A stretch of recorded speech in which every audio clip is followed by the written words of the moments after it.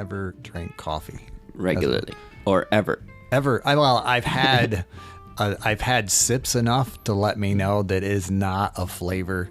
In other words, from my perspective, most people don't like coffee. Yeah. They like creamer and sugar in their coffee, therefore they drink coffee. Yeah. But and they like creamer, sugar, and caffeine. Yes. To wake up. There you go. Right? Yeah. And I guess, like you say, I typically consider myself self-caffeinated. Yeah. In that wake up process. Yeah. It's like I just wake up. Yeah. And so I've never really gotten into drinking coffee. I mean, I've tried the mochas and the caramel lattes and stuff, Do you like that? It's okay. Yeah. But it still just has that bitter. Yeah. My dad does not like coffee. He would agree with you wholeheartedly. Yeah. Yeah. It's just, why would I subject myself to that bitterness, when I don't like that flavor?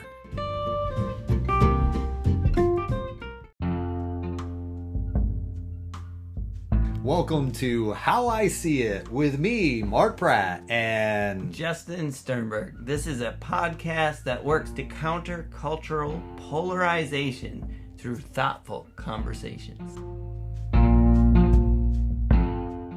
It's kind of like the rolling your tongue thing. Like some people can roll their tongue, some people can't. I feel like some people really that taste of coffee is just off-putting.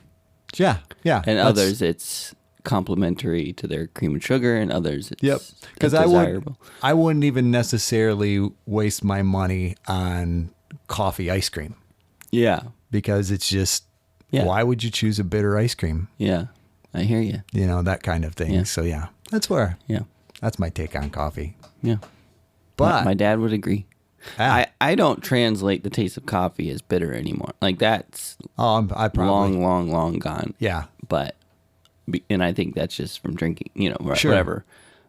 There are some coffees that are gross, like Starbucks. Really? Yes, I do not like Starbucks. Oh coffee. wow! Yeah, we're gonna get letters on that. That's right. Bring them on. I think most pure, like real coffee drinkers would agree.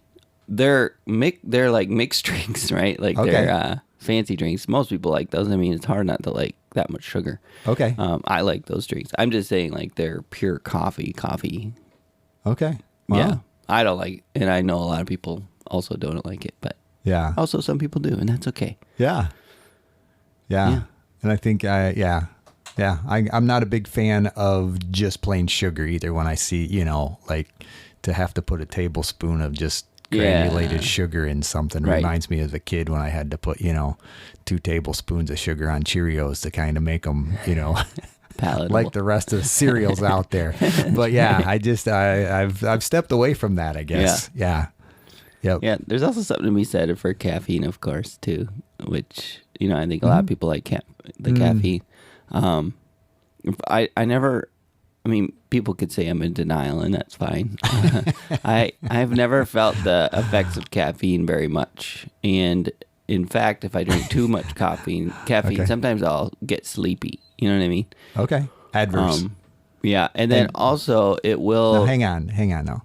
You just said I drink coffee to help me wake up, but I don't... I didn't say that. I don't drink it to help me wake up. Oh, you don't? No. Because maybe that was... I like the taste of coffee. I drink black coffee. You know that. Like, I don't... I agree with you about the cream and sugar thing. Like, I actually really like the taste of coffee, and I enjoy the warm liquid experience too, so it's that combo. Because I like tea sometimes, just for the warm liquid thing. I thought you had mentioned, and maybe it was prior to recording, we won't be able to go back and do the challenge flag on it, but I thought you had mentioned that, and maybe you were speaking about people in general. I was, using coffee to help them wake up, that kind of thing. Well, you said people only like the sugar and cream. I said also they like being able to wake up in the caffeine. Yeah. Okay. That's the challenge flag right there. I gotcha. No, that's fair enough. This is how we see it. That's how I heard it. That's right. Yeah. That's right. So no wake up effect for you. Yeah. If anything, if you drink too much, you can get dozy. I think the older I get, though, it does have some effects more than it did when I was younger. And where I see it the most is if I drink it late at night, sometimes I'll have a hard time sleeping. Okay. And it's like 1 in 5 times it will. So I don't drink coffee at night anymore. Okay. Although every Friday night I drink coffee at Celebrate Recovery. Okay. Just lots of it. Wow. Yeah. That's my drug of choice when I go to my recovery program. It's coffee. Yes. Caffeine. Yeah. But by the time, when I go to bed, I never have trouble sleeping Friday nights. Oh, I wouldn't doubt it. So, I mean, there's more to that too, probably. But, so, it's, I don't know. I don't drink it for the caffeine. At least that's what I believe. Yeah. I also drink half calf. Like my pot I make every day is half caffeine. So would you be subject to the headaches if you go a day without it? That's why I actually switched to half calf, because I would notice that. Okay. And I would get headaches. I think it still can occur depending on how, if I stick to my 1 pot a day, which is half calf. Sure. And I don't drink it a day after or 2 days, it doesn't bother me. Okay. But if I increase it, if I do my pot plus some other cups, and that kind of becomes a normal thing, I can feel the withdrawal effects, I guess. Yeah. Huh. Fair enough. Everything you ever wanted to know about Justin's coffee habit. Yes. Brought to you by How I See It. Yep. Yeah. So is that a good segue? Sure. To, what's that word? To tetrahydrocannabinol. Cannabinol. There you go. Cannibalism. Tetrahydrocannabinol. We've never talked about cannibalism. No, we have not. That would be pretty cut and dried. I would think it would be. Yes. That's not what we're talking about. Yeah. We're talking about tetrahydrocannabinol. Yep. Also known as THC. Yes. Otherwise known as marijuana. Right. Yeah. Yeah. Why are we talking about that, Mark? Well, it's interesting because I think it is a polarizing topic, and it was, I think there are both sides of a story people are going to look at marijuana differently. Yes. No doubt about it. It's a how I see it topic. Mm-hmm. And, and I think there again, it needs to be a topic that we're able to talk about. Yeah.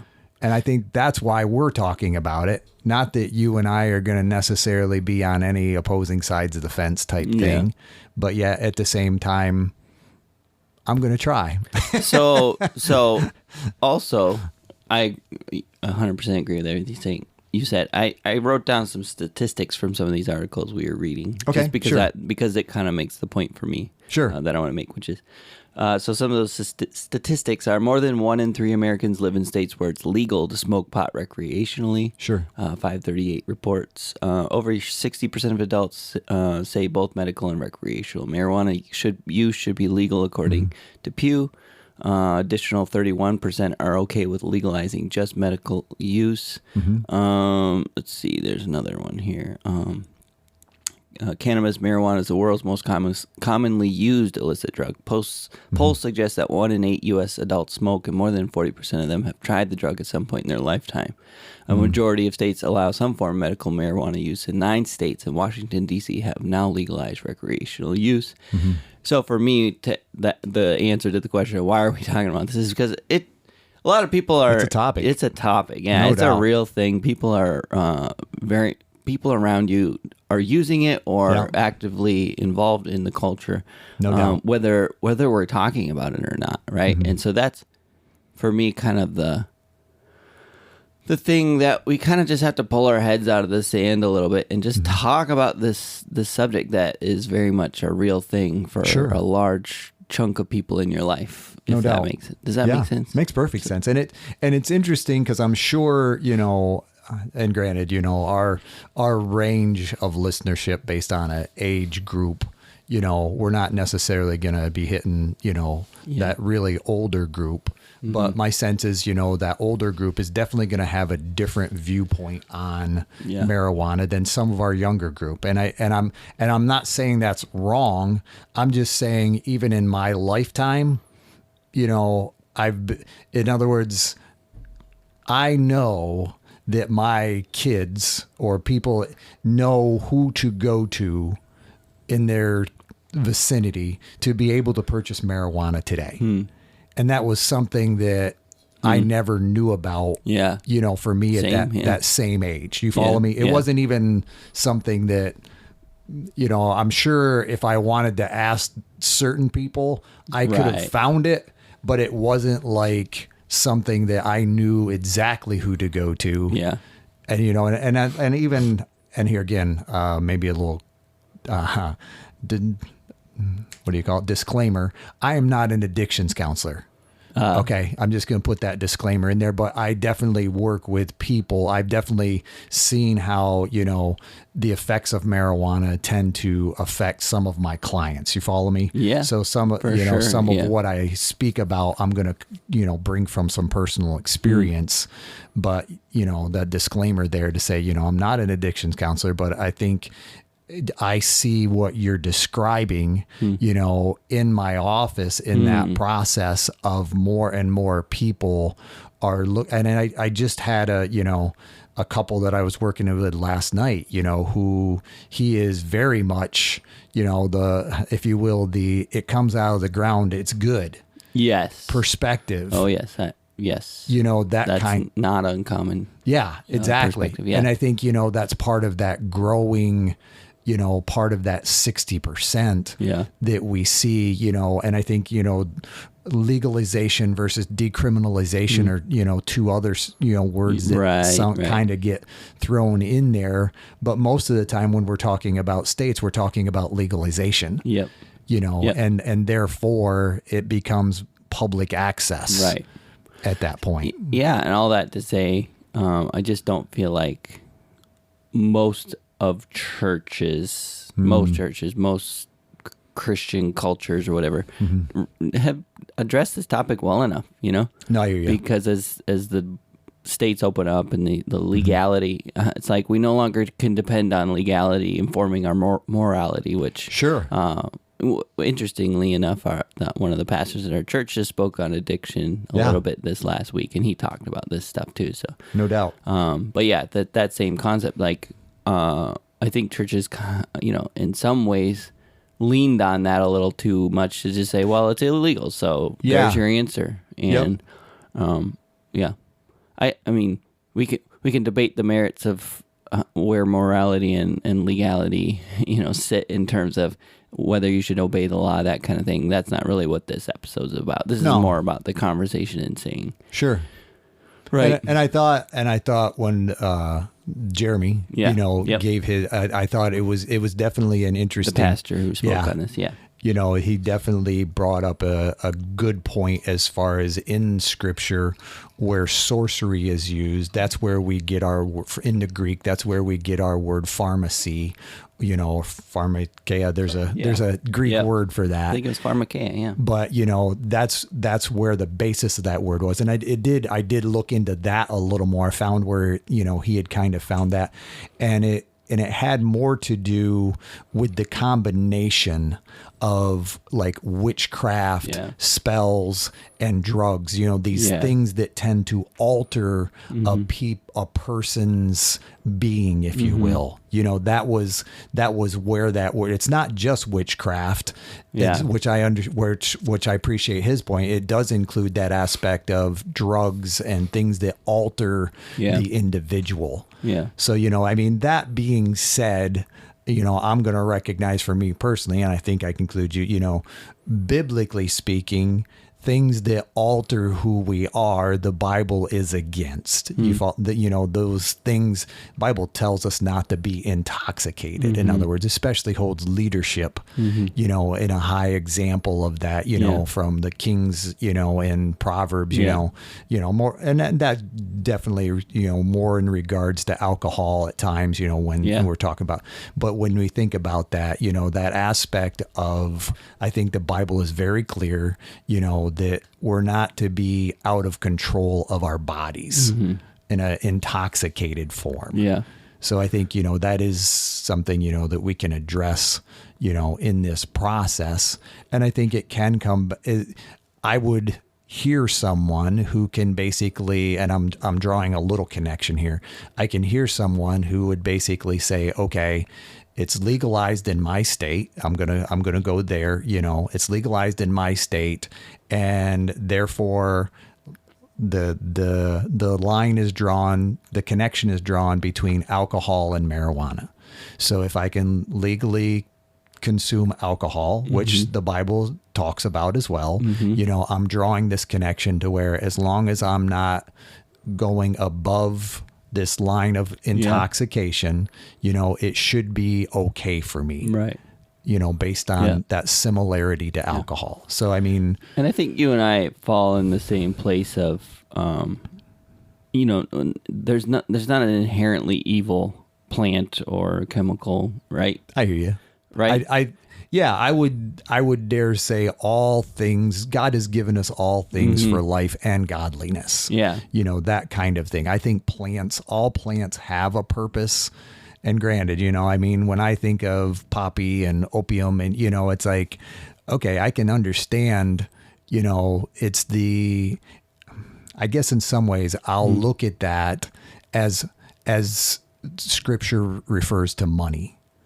It's not that money is bad. Right. It's the love of money. Yeah. You follow me? Yeah. And I think and the hemp and this is where it gets complicated for me personally because I recognize it is complicated. I guess that's what I wanted it. Yeah.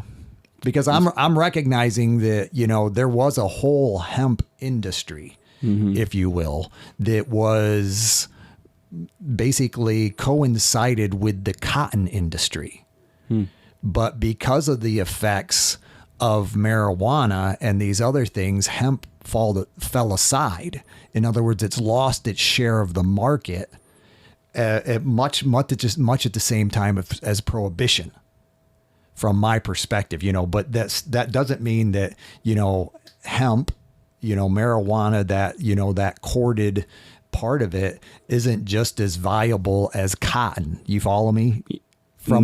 I'm trying. Oh, well, from its original source. In other words, when we look at a plant as a plant, marijuana has other byproducts that are usable, the plant itself, besides its intoxicating particles, THC. Does that make sense? Yeah. So I'm in agreement with you that it's not the evil plant. It's what we do with it that tends to lean towards what can become evil. Yeah.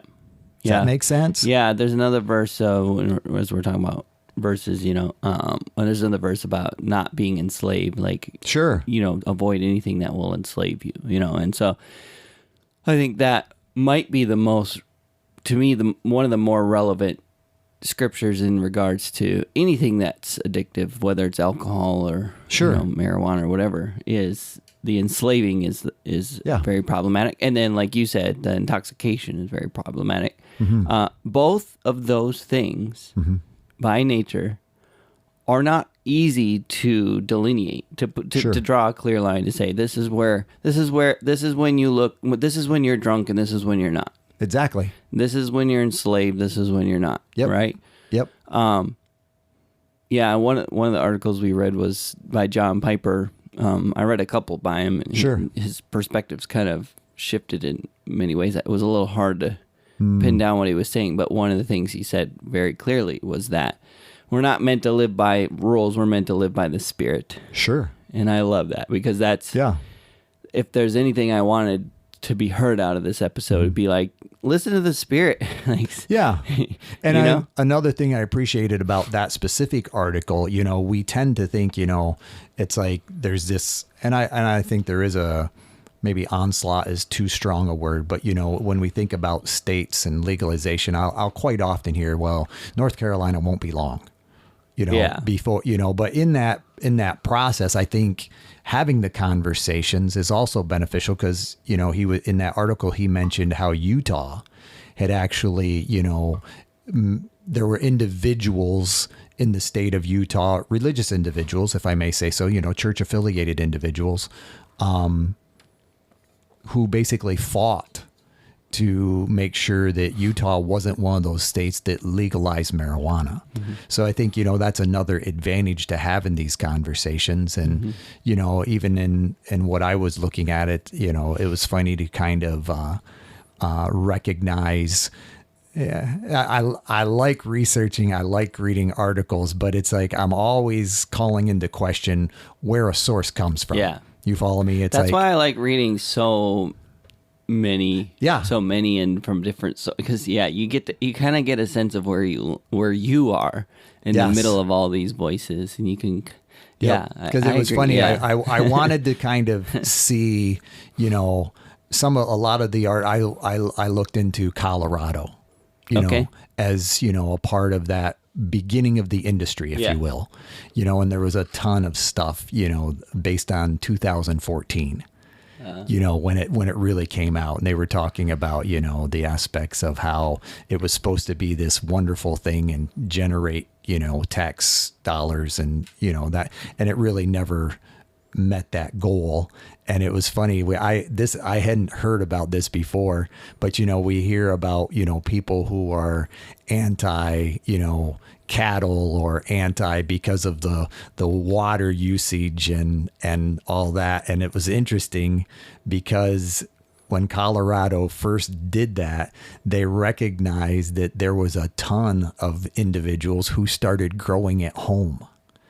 And they realized that they were having problems with the electrical grid because people were, having lamps and, to where it was supposed to lower, this, what do you call it? Utility costs. It was supposed to lower the utility costs, but people were using more electricity to grow their plants, and it's like, the amount of water that it took to grow was like all those predictions were off. But it was funny because in the article I happened to be reading from the University of Colorado, so like you say, I took that with a little bit of the title of the article was Colorado's mellowing marijuana usage. Well, and the interesting part was it was recently, as in 2023, they were citing that it was a $1.3 billion industry in 2023. 2022 is a $1.7 billion industry. And the interesting part was it went to, in 2021, it was a $2.2 billion industry. Mm-hmm. So they were showing that, as a decline, but it also, there was no mention of what else was going on in 2021, which was after COVID. Okay, that whole, it made me think about it. It's like, everyone's sitting at home. Yes. Let's try out these plants we've been growing. Exactly. Everybody's home, It just made me think about it in that context. Is trying to cope with the world going crazy. Yes. The world's going in the handbasket here. Let's just mellow for a bit, So it really, I would have loved to have seen it on like a chart, a flow chart, to be able to show that spike, if you will. But I just thought that was interesting that there was no mention of, the COVID epidemic and all that went along with, 2020, 2021, that kind of thing. But I think that's so interesting in terms of all the numbers and stuff, because the other thing too is there's always the shiny and new syndrome, right? Sure.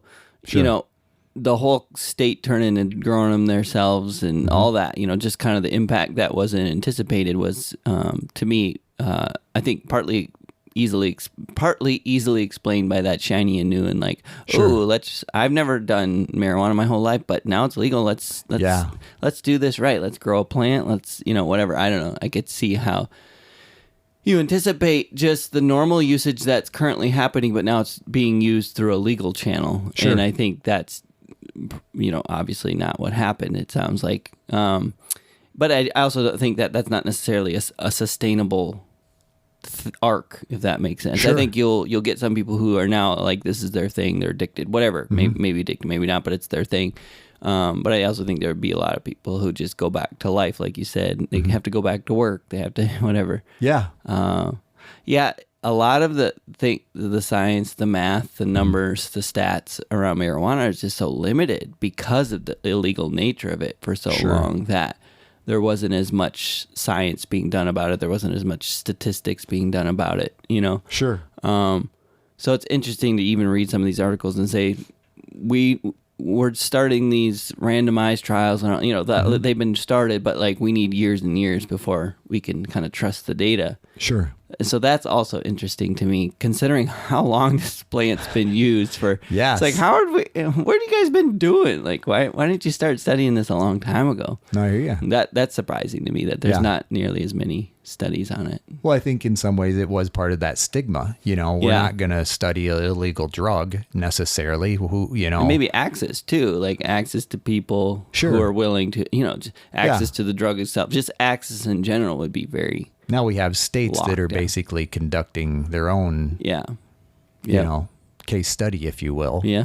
Yeah. And it's just interesting, you know, and I don't know, maybe you read this, maybe you didn't. I thought it was interesting too, because they, in the research that I was reading, and like I say, some of those were the earlier days, but they talked about it creating its own black market, if you will, because of the fact that it was a state's issue. There wasn't federal, you couldn't use federal money, you know, in other words, you couldn't use, there was that connection to federal money that because it wasn't legal federally, you couldn't access federal resources. You follow me? And so in some ways people were going around, and it made its own black market, if you will. And it was just kind of an interesting thing to see about how, you know, even as far as when it was legalized, like the postal industry, like took a major spike because people were actually shipping marijuana out of Colorado because they could legally. So that was a part of that industry, if you will, that basically said, okay, yeah, if we, if I can purchase it legally, you know, but I can ship it illegally, I can still, you know, reap a income from this, you know. And it was just kind of interesting how they talked about it as far as, you know, some of the adverse effects that no one would have predicted, and or maybe there were those that did predict, but you know, it was caught, they, you know, definitely kind of a caught off guard. And I think it had the other part too, where a lot of the states around Colorado,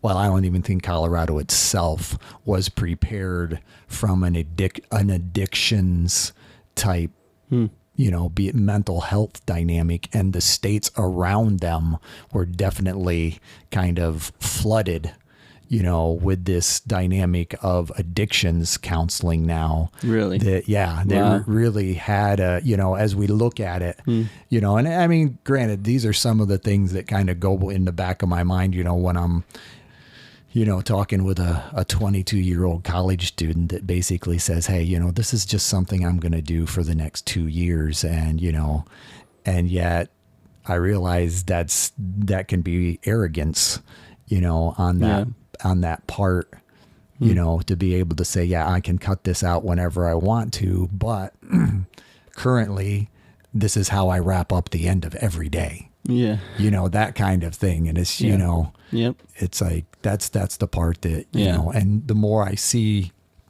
it needs to be legalized, the more I'm, you know, recognizing, okay, not necessarily sure the benefits are there.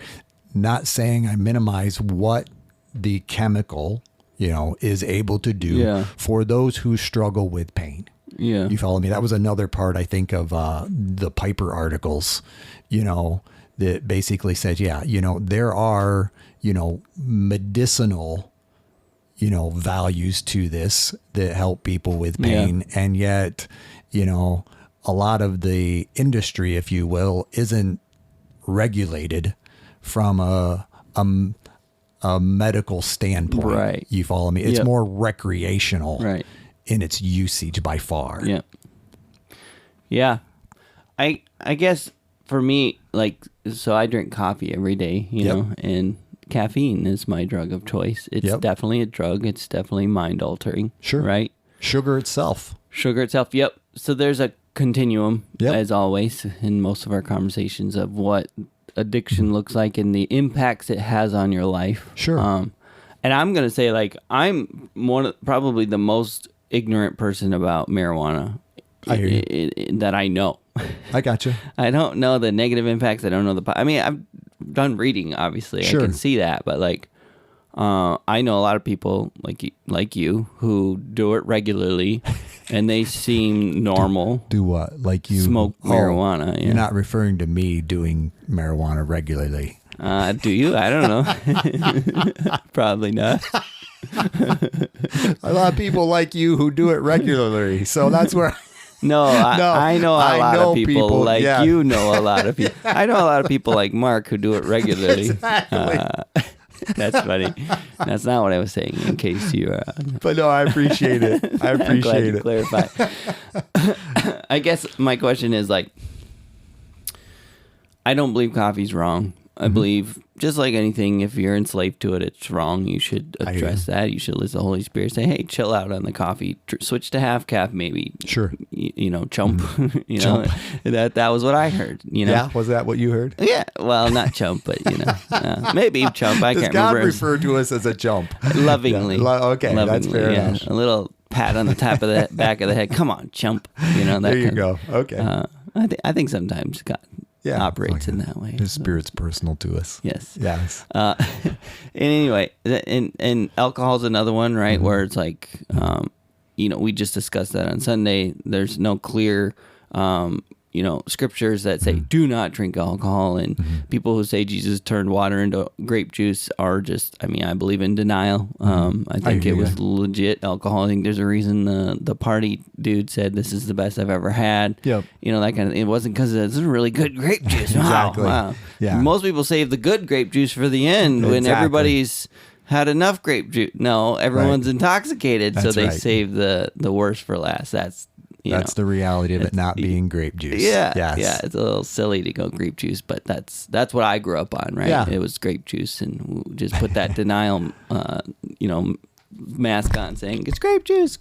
Sure. But anyway, so alcohol obviously has terribly negative consequences. In fact, a lot of these articles I was reading was saying, THC and marijuana's impacts are barely compared to the negative aspects of alcohol in terms of what it can do to your body, but also addictive capacity.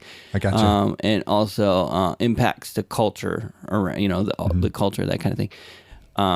Again, not advocating for marijuana use or anything like that. I'm just saying, like, we put it in its own category, and I think it needs to be fit inside of these other categories so that we can make a proper judgment. Sure. And I think part of that proper judgment is looking at what it does as a whole to the majority of people. Right. You know what I mean? Because as you're drawing the connection to alcohol, I'd agree, with everything you're saying. And I think we can also draw some of those connections to nicotine. Smoking, if you will. Yep. Vaping, if you want. But, seeing how that transformation, has occurred, and being able to recognize that, everybody has that uncle that smoked, Marlboros from the time they were 14 and they lived to be 95. Everyone probably has an uncle who smoked marijuana too. Yeah, might be a little more likely a hippie, but the chill uncle versus the Marlboro man. So there's gonna be these people that we're gonna be able to point to and say, well, this person uses it and it didn't create an issue. It was fine. Air quotes, fine. Air quotes, yes. Yeah. It was fine. And yet that's not going to be the story of everyone. Right. For the majority of people, that kind of thing. And it's interesting because another individual he would fit that category of not an ex-hippie, but, he was that, grew up in that era, smoking the marijuana, to the point of basically saying, hey, if my kids want to learn about smoking marijuana, I'll go buy it and they can try it in front of me. That way, there's not an issue. Now, his wife, on the other hand, was on the other end of the spectrum. It's like, no, you're not doing that with our children. Right. That kind of thing, which I completely understand. And yet, listening to him today, he's also recognizing the difference between what he used to smoke back then and what's available today is a far different dynamic, as far as his concerns are more about the lacing effects that we've noticed over time, which, in this, and I think, there is a difference between like a pharmaceutical dynamic and, but what the average person can purchase, there are no controls or regulations over, that was another concern that he expressed as I'm having these, conversations with people. It's like, it's not the same thing that we were doing years ago, so it's another aspect where that age, can tend to change my viewpoint on something. Yeah.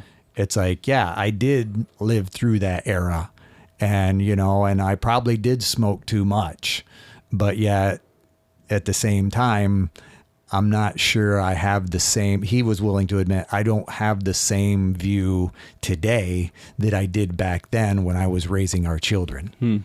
And I valued that, it's like he was able to say, okay, some of the circumstances have changed. And I think that's what we have to, I think both sides need to be able to recognize, okay, how do we have these conversations knowing that it's gone from an illegal substance in many ways, to a pseudo legal. Depending on the state, that kind of thing.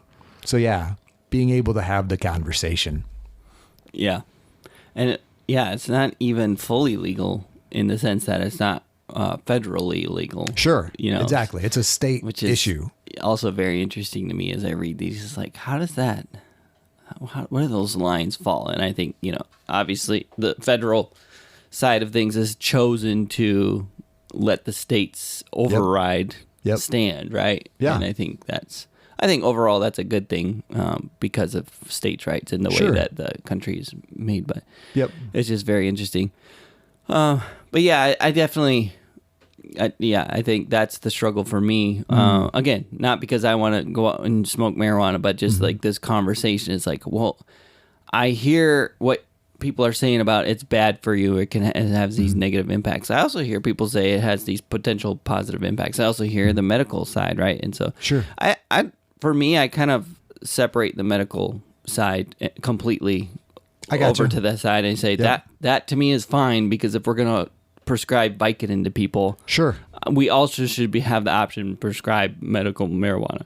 I hear you. Right. Like there's so much dangerous things that we prescribe to people, way worse. Sure. So I'm like, if that can be part, if that can be part of some sort of prescribed thing, fine. Like if a doctor he says, I think in your case this would actually be helpful. That's what medicine is. So for me, that line is pretty easy to draw, and I have no problem with that as far as that being a legalized thing. From my perspective, that's how I see it. Maybe there's science I'm missing. Maybe there's articles I'm missing where that would change my mind. That's okay. No, I hear you. It really just kind of comes down to the recreational thing and how, like, I enjoy cigars once in a while, and I enjoy it because I like sitting on the porch and smoking a cigar. It has this overarching feeling that comes with it of chill. I got you. And I've had some of my favorite conversations with people over a cigar. Like there's just something about sitting on a porch, looking out together and having a conversation and being tied to the porch through something. You know what I mean? Like I think that's what I've discussed this with a few of my friends who smoke cigars as well. Like the fact that for that period of that smoke, like you this is what you're doing. Sure. Right? You're not going in the house. You're not driving, you're not whatever. This is you specifically sit down to smoke that cigar and enjoy that time. Sure. And so there's some to me it's a bonding experience. It's a bonding experience. It's a chill experience. I don't know. I enjoy it. You know what I'm saying? And again, for anyone who's afraid I'm saying I'm going to go out and buy marijuana and smoke it. That's not what I'm saying. I'm just saying, like, how is it different? Explain it to me. Like, how should I be more cautious about marijuana, or is it the same? And like you know, people who are saying, you know, marijuana is evil would look at the cigar thing and say the exact same thing. But I don't feel like that's the case. I feel like there's a stronger stigma. Can you speak to that? Is it, you know what I mean? I think they'll, here again, can a person, in my opinion, can a person use marijuana like you use a cigar? Right. Can they? Can they? One usage type, limited in its, you know, not one after the other type thing, you know, in that process, you know, in its multiple forms of usage, you know, if you will. Can a person do what you did? Yes, I believe a person can. You know, is it likely that person will have a greater addictive effect with marijuana than your cigar? I would dare say yes. You follow me in that context. When I'm, and here again, I see a variety of people, I guess is what I'm saying. I have, you know, 20-year-olds who are in college basically saying, yep, I'm a stoner, you know, and I'm going to be a stoner for the next 2 years. And I'm just going to come out of this. And I'm going to look back at my college experience, you know, like my father, and say, yep, that was part of that experience. Now it's all behind me. Yeah. Now I can't guarantee that for that individual. Yeah. You follow me? But yeah, I can also recognize he's looking at his father and recognizing that was a part of his experience, you know, and that's not to say that, you know, his father went on you know, he knows that his father no longer smokes, that kind of thing. You follow me? That's his example. Yep. And yet I also know other people who are fighting tooth and nail to try to stop because they have also recognized that there was a mellowness, you know, if you will, that chill. It did offer a chill. A lot of the people that I talk with, you know, started using marijuana to basically take that edge off, as they describe it. You follow me? And I'm going to say, I'm going to say that 60% that we're talking about in some ways, you know, that are in favor, basically recognize that, yes, it had that effect. And yet when I speak with their spouses, you know, that desire continued.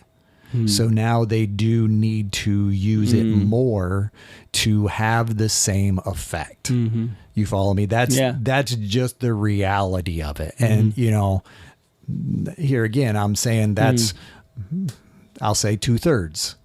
You follow me? That just seemed that it's like, and a lot of times some of those individuals do connect, you know, like for you on the porch, you know, they connect alcohol with marijuana. In other words, it's something they like to do together, you know, for its effect, you know, and I think, you know, that makes it, you know, because we've always heard, or, you know, we've routinely heard of, you know, gateway, you know, I think so many people get concerned, you know, is it a gateway drug? Is it not a gateway drug? I don't think you can argue the fact that it can be a gateway.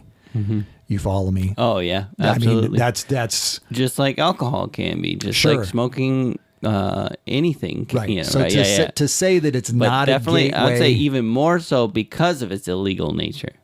Sure. Does that make? Yep. I feel like that enhances the gatewayness of it. Yep. Anyway. Yeah, but I think part of that gateway is also I'm also going to seek. Right. You know, diminishing effects to solve something. Yes, because I'm looking for that same effect that I once had that has become diminished as you're sharing over time. That's my primary concern, you know, with people. And, you know, and I know individuals who have, you know, who have quit and, you know, they just one individual, you know, loves Colorado for the skiing, But it's like, man, I have to really be careful about going back there because it is such a, it's so prevalent in your that face. it's almost impossible for me to go to Colorado for the things that I enjoy, skiing, hiking in the mountains, but yet I find myself using when I go back there. And, and it's like, I don't want to use anymore because I see how it has affected that desire for mellowness, that I sought, it became the thing that I had to have. Mm-hmm. And it's like, I couldn't, in their viewpoint, I couldn't maintain my focus. And there again, people will use drugs to, combat ADHD, that kind of thing. One of those articles I believe talked about the guy that wanted to take up pipe smoking because he recognized nicotine helped him focus when he did smokeless tobacco, and it's like, okay, it was kind of to the point, are there other ways to accomplish this that we know aren't as cancer producing, in that process of, smokeless tobacco or pipe tobacco or, the adverse effects. I think we can become single-minded, or, what do you call that when you train track, it's like, one track mind. Myopic, if you will, one track mind. That's what I'm looking for, is that aspect, there's one advantage to this, and that is greater than all the other, adverse effects or disadvantages of it. Yeah. You follow me? And I think that's where we have to look at these things from my perspective is how I see it. We have to look at the entirety. We have to look at the whole. That's good. Yeah. To be able to say, okay, is this beneficial, civilly? Is this beneficial individually? As we're promoting, or as we're allowing this legislation, if you will, to occur. Mm-hmm. That's my little soapbox. I'll step back down. So I'll just be candid and say, go right ahead. I think my biggest reason to avoid it, besides, because again, I'm really just not a fan of avoid it because people say it's bad or I want to hear what the Spirit's saying about it. Sure. And I think a lot of the arguments you're making are very much aligned with that kind of thing in terms of, can it enslave you, and is there a risk of that, and what are the benefits versus the negatives? Is it something that you really need, right? Like, is there a reason to do that kind of thing? But for me, I think the biggest concern would be just that with my struggle with depression, the concern would be that helps that, and I need that. Yeah. Right. And that's the thing that for me is the most, the biggest thing that makes me say it needs to be avoided, is what is the risk of that, of it. Yeah. Like, wow, when I do that, it kind of just solves all of that. Yes. And it's like, well, that sounds whenever that sentence is said, you're so close to addiction, right? No doubt. Like, I think that line isn't far away. Right. Yes. Right. And so even with smoking a cigar, like, I try to avoid doing it when I feel bummed out as a way to, for me, it's a celebratory thing. Yep. It's an enjoyment on the porch. It's a opportunity to kick back kind of thing. If I feel like maybe that would make me feel better, I just don't. No, I hear you. That's good self-awareness. And because I think for me, I've been part of Celebrate Recovery for so long, you just hear those stories, and that's like one of the most common denominators is like that solved my problem. And so I don't want that feeling go away. Yeah. I don't want these things to be that. But again, that would be my biggest fear, is that it would trigger that. It would cause that. It would, because I think, but at the same time, if there's some sort of medicinal prescription for that, for people who are struggling with depression, and it is medicinally provided in dosages that are approved by the doctor, and whatever, I'm not saying that's bad either. No, I gotcha. In the same sense that I don't think taking the medication they give you to help with depression is bad. Right. Right. And if you read the side effects of marijuana, that's like can cause depression, can cure depression, right? Like both things. Right. A lot of prescription drugs for depression say exactly the same thing. Sure. Right. No, I hear right? you. Like I agree. Yeah. I agree. I mean, so, like your example with coffee. It's like caffeine doesn't have the same effect, that it does. I mean, Ritalin, was an ADHD, and it's like caffeine, that was an early medication. Caffeine was actually used in the same way to treat ADHD early on because some kids actually mellowed with caffeine, that kind of thing to where, and I, even in one of the classes that we have now, we're talking about the How We Love class, we talk about this attachment theory, if you will.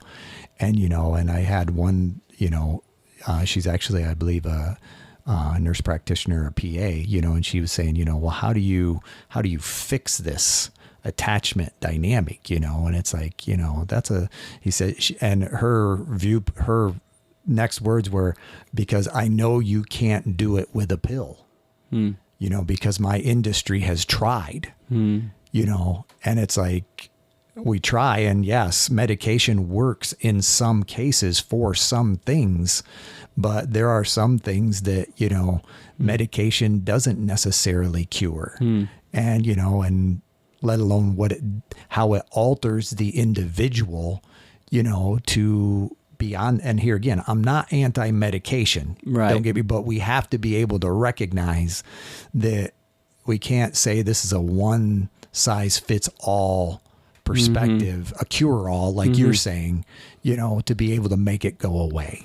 And even under doctor supervision with prescriptions, they call it practicing medicine, right? And so what the way it works is we're going to try this. We're going to try this at this dosage for a period of time, and we're going to monitor it. Yep. And so there's built-in accountability. There's built-in moderation, right? Yep.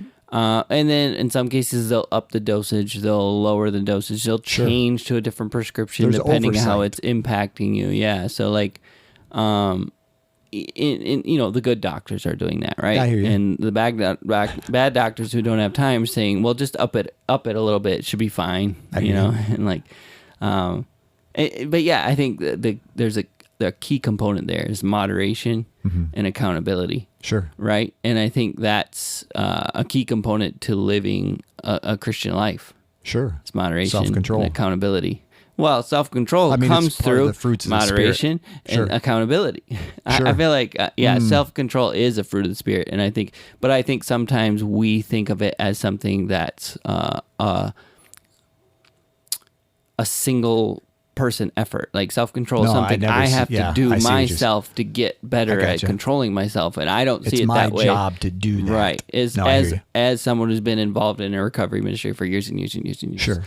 I recognize self-control comes through a group effort. It comes through moderation and accountability. I feel like those things are what provide the tool set to increase my self-control. Sure. And I think the fruit of the Spirit, Holy Spirit offers that too through other people, through relationship. I think we're saying, but I'm glad you're clarifying. Yes, yeah. So I appreciate you bringing up the points as far as that. It's not about us being able to do it, and at times I think like your example with the cigar, it can tend to lead towards isolation and independence, that from a recreational standpoint, I can just go and do this and it cures me. And I think that is a dangerous place to be, in that process. Yeah. I was also thinking about when you were talking about the medication side of things, and even caffeine for kids with ADHD or whatever, there's a reason medicine exists, right? Like we know that. I mean, we know that. Right. And the idea is there's an outsized effect on your body with this particular issue. And if we can limit that outsized effect to kind of be more normalized, I think that's kind of an overgeneralized idea of what medicine is attempting to do, is minimize the outside effects of these negative things on your body through medication so that you can go about life normally. Sure. Right? So it's not meant to dull your sense of sadness, for instance, when it comes to depression medication, to where you can't feel sadness. If it is doing that too much, you've gone beyond what the intention of good medicine is supposed to do. It's supposed to get you back to a normalized human experience as much as possible, right? Yep. Most medications from a depressive standpoint tend to minimize your high and low end. Okay. You follow me? Yeah. It does create that to where that's the difficult part for most people on medication is, yes, it keeps them from going too low, but it will also moderate the high end as well. Yeah. It kind of takes out those peaks and valleys and kind of makes it a little more. So, I mean, that's, that's why most people don't necessarily like their medication because, I'm missing the higher end, the joy, the excitement at times when I'm keeping that low end at bay. But, for people who, may suffer from legitimate bipolar, I was going to say, that's what you're looking to take away that manic where, I'm just up for 3 days straight, wallpaper in the bathroom, that kind of thing. Or, versus the bottom where it's like I'm in bed 3 days straight. And you can see why the worse the extremes are in terms of highs and lows. So you get to the bipolar. That's a continuum, right? Of like, whoa, really high, really low. You can see the more high you're able to get, the more difficult it is to accept that medication to prevent that, because essentially you are superhuman for those 3 days or whatever. I hear you are capable of things beyond any normal human for that small amount of time, but then the dip comes and you are now human, right? Like your abilities are way below the normal human experience. And so for most people, that's a worthwhile trade. It feels that way. No, I hear you. 90% of their time. In their lowest lows, it doesn't, of course. That's when they go to the doctor. That's when they want it solved, That's a whole nother thing. That whole topic. But back to the medication thing and your point about it does limit the highs and lows. I guess I just want to clarify what I was saying, which is I think the goal of medicine is just to limit the outsized negative effects. But we're dealing with substances that God created, not us as humans, and so therefore, like some of these medications are going to impact the highs. Maybe that wouldn't be the intention of the drug, but it's just part of the package deal, right? Like, sorry, this is going to have that effect. And I think that's where the accountability of doctors in saying, like, let's work with this. Let's figure out the dosage that maybe it doesn't stop the lows as much as we'd really like, but you're also still able to experience your life. And so maybe there's a level of dosage that keeps you from dying. Right? And I think a lot of medication is like, how much dosage can we give you to keep you from dying? Like heart blood pressure medicine, right? Like just enough to keep you from dying. If we give you too much, then it can cause other negative side effects or whatever. That's a lot of... And I think there is another part of it from my perspective too. As I tend to think about the recreational usage, okay? For me personally, those who struggle with some kind of pain are the ones that I tend to think about most. Okay, yeah. You follow me? Yeah. That there's, and granted... You think about most empathetically, you mean? Is that what you're... Yeah. Empathetically, and, and I realize there are those, and from who are dealing with cancer. You follow me? From those, there's some kind of pain. There's some kind of, very similar, when I think of cancer, very similar to someone who might get, in the later, stages of cancer, who might, get morphine. Yeah. You follow me? That kind of thing. That's where I have empathy. Yeah. For a person's individual. And yet there is that part of me on the other end of that spectrum, okay, that basically says, okay, but have you tried anything else? Have you actually sought out a PT, a physical therapist, to be able to exercise those muscles, stretch that part of your body, because a lot of it comes to lower back. When I'm from my perspective, what I'm dealing with people, it's my knees hurt, my lower back hurts, these things that I've worn my body out, maybe in some ways. You follow me? So, and I think from my perspective, as I talk with other people, I think some of it is part of the aging process, which I think we have an issue with culturally, to be able to recognize. And then some of it, I think, comes back to that aspect of, okay, are there alternatives, or has this become my silver bullet, if you will? Coping mechanism. My coping mechanism that basically is going to fix it for me. And yet we all know people who, may have even been scheduled for back surgery. They go see, a chiropractor that offers us, a stretch or and they don't necessarily have to have the surgery anymore. You know what I'm saying? Because they've been able to lengthen the spine in such a way that created more space between the vertebrae, that were pinching nerves before. That's how I'm looking at a lot of the industry, if you will, from a promotional standpoint. And I think, we have to be able to create healthy alternatives as well. Yes, they may not be as fancy, for lack of a better word, you know what I'm saying? Yeah. As attractive. If I, I have to work hard, to do the stretches every day. Yeah. I can't just necessarily sit down on my couch and use marijuana, which is far easier. Yeah. That kind of, and that's not a judgmental statement on my part. I don't want to, that I'm saying a person that chooses that option, is somehow lesser. I'm not, but I want to be able to recognize, and granted, like you're saying, I am not anti-medication at all.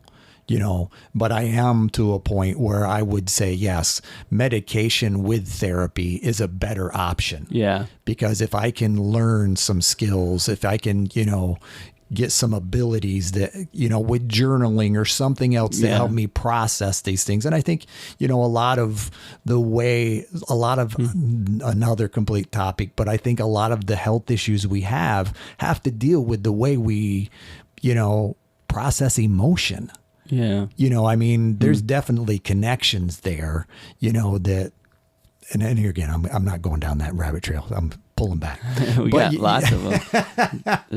So yeah, that's kind of, I want to, at the end of the day, like you shared, I want to recognize I have empathy for people who desire to use from a pain circumstance. They are going through something and it helps minimize. And that's where I'm saying, okay, I understand that being prescribed and, those kind of things, the benefits thereof.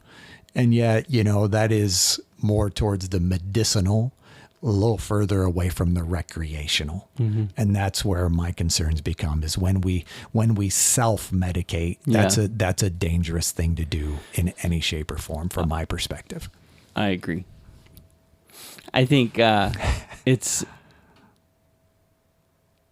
even the idea to get therapy and to go to physical therapy to do these things where there's a medical professional involved is a privileged expectation. I hear you. Not everyone is going to have access to those things. So, and I think we're in the same place of just empathy. And I think that's a big part of what I would desire out of this episode too, is just that as you go about your life, recognize that this is a very real thing, that people around you are dealing with, whether they're using or they have a brother who's using, and they have, you know, whatever. Sure. And have grace for people and like empathy, you know, in the sense that someone is self-medicating, and you might be tempted to say, yeah, self-medication is a bad thing, therefore I judge you, you know. Sure. Yeah, but maybe they need medication. They need to be medicated. They're doing it themselves. They shouldn't be, but they need help. Sure. How can you help them, you know, No, versus standing on the pedestal and saying you're bad or whatever. Yeah. And in some cases, it's just purely recreational or whatever. It's just, it is what it is. And at the same time, is judgment helping that situation? No. Sure. No, I don't think it is. I think, you know, being able to have conversations that say, hey, tell me more about that. Like, why do you do that? Like, what's the story there? Do you have any concerns about the legal implications? Like, if you were to get caught, like, have you thought through that? You know, being able to have those conversations in a non-judgmental way is going to be valuable. And as it becomes more legalized and that kind of thing, like, we need to be able, as believers, to help disciple each other and hold each other accountable in a way that's not like black and white. Like, oh, now I just realized my friend smokes marijuana. That's a paradigm I can't grok, and I don't know if we can be friends. And you just start avoiding them because you don't. It's like, that's not who I thought you were, and you know, I don't think I like you anymore. No, I hear you. I think it's just really important that we start thinking about these things in a way that says, well, you know, what would Jesus do in this circumstance? You know what I mean? Yeah. And I can't imagine walking, you know, I think he would address the hard issues like he always did, you know, and anyway. I think I want you to know, I mean, as far as I'm concerned, I appreciate what you're sharing, you know, about my perspective being, would you call it? Not hierarchical, but when, not elitist. What's the word? Privileged. You know, I respect what you're sharing. You know, not everyone has access to a PT to be able to talk to, or, you know, a privilege. I appreciate that point. And I think in some ways I respect the challenge there of it, because I can recognize that, yeah, by God's grace, I do have a lot of people that I personally can draw from, you know, to be able to garner some advice, and I, from my perspective, on the other side of that, I also recognize that part of that is the other end of not living in isolation. Yeah. You follow me? Yeah. Because I think so often our tendency is to head towards that isolation. And from my perspective too, I don't think, you know, I don't think the body, if you will, Christ designed for the body, is an elitist or, you know, privileged perspective, you know, to where I believe, you know, when we engage in the body, I believe God has the ability to bring other people around me who can advise me in ways that doesn't necessarily cost me a lot. You know, it may cost me something, but, you know, it's not like your average, you know, doctor is going to say, well, you have to go, you know. Some of the doctors, some of the PTs I know are, you know, are the most approachable people, you know, to be able to say, hey, I'm dealing with this. Can you help me? You know, and I think, you know, those people are available. Let's put it that way. It's going to take some effort. It's going to take some work, you know, but I think there are those people who are out there, and that's just part of the body as I see it. Yeah. Like you said, it does take some work to to find support. Yes. Because that's really what we're talking about, is support, you know, and there are places that offer support. There's so many drug and addiction centers. No doubt. And, you know, I think it's easy to think of those places as like for people who are broken, not people like me. No, I hear and, you know, Celebrate Recovery, whatever. But yeah, they're available for those who aren't so privileged that you can just go to the doctor and your health insurance covers it all, and it's just part of your routine existence. Is, you know, there are options, and I think, you know, going back, I'm not trying to oversimplify the whole doctor role, but you know, moderation and accountability is available through other means besides a doctor. You know, going to a doctor's office. Yep. To agree with what you're saying. Yeah. So thanks for sharing, Justin. Yeah, thank you, Mark. Yeah. It's been a fun little podcast. That's right. Yeah. That's very much how we see it. Very much. So, yes, by all means, all the disclaimers. We are not health advisors. We're not legal advisors. We are like not I said, I think I addictions. might know the least about marijuana of anyone you know. So, But thanks for having the conversation. Yeah. This is how I see it. Hey, thank you for listening to our podcast. If you like How I See It, please do all the things that podcasts tell you to do. Subscribe, rate, review, follow us, and or talk nicely about us on social media. If you want to reach out, the email is us@howiseeit.click. Yep, I said .click, as in .click. Please tell your friends about this show, and we'll see you on the next one.